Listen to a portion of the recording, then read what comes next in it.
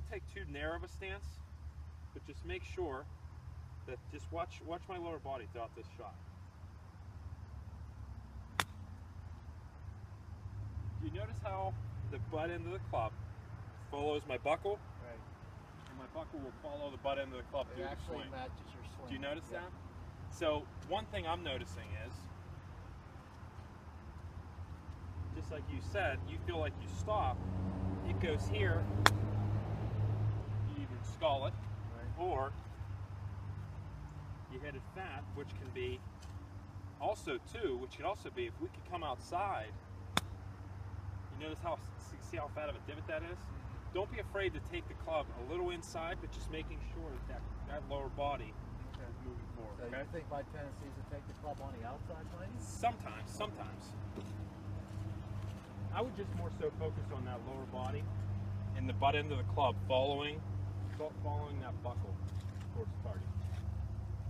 Keep the body moving throughout the entire swing. I try to. I Okay. try to keep everything moving towards the target. Yeah. One thing I would do is try this for me. I'm going to show you. This is a quick little thing. What I like to see on definitely the shorter wedges. I mean, tempo's big. I mean, we can definitely get quick from here. Go too quick there. What I like to do is making sure that we're square to the target. We're making sure that our bottom half still is involved with the swing. So a lot of the times we'll get here and we'll just hit it that way, and we're thinking we're actually hitting it up and swinging through, and then we just get too top heavy. We get too much usage from the top end, the top half of our body.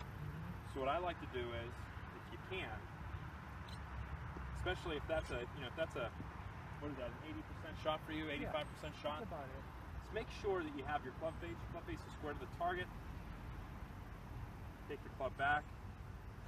Just make sure the hips rotate, and do me a favor, finish higher for me too.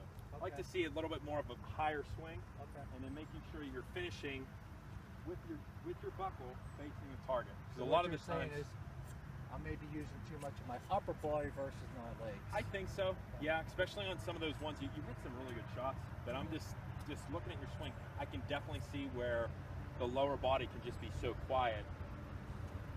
When you do use it, it's almost too late. The club's Okay. already closed.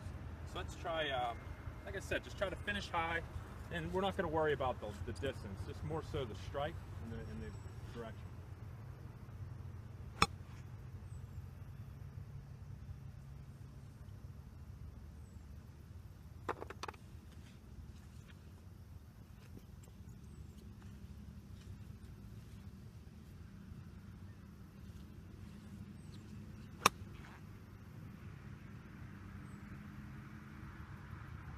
How were those? Two good ones. That felt so much better. Yeah.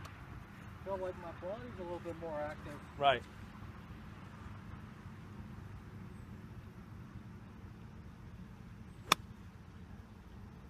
So much better. Thank you. That's great. Where you're actually swinging not so much on the outside, but a little bit more of an inside bunker shot, where if you need a bunker shot to roll out, you're swinging more on the inside. Have you ever tried that? No, I haven't. You haven't? No. Let's try that. Just to have you get a feel for, say, one that's, obviously perfect example. Again, that further one on your longer irons. And this is one thing that I always usually like to say and try to teach everyone. If you can, at the top of your swing, obviously the longer irons, a lot of people, they struggle with them because they're used to hitting their 8 irons pitching wedges. Well, it's a shorter club. Longer club, you got to give it a little bit more time to go around your body and finish it. So it's almost like it's tempo. I feel that it's tempo with you sometimes.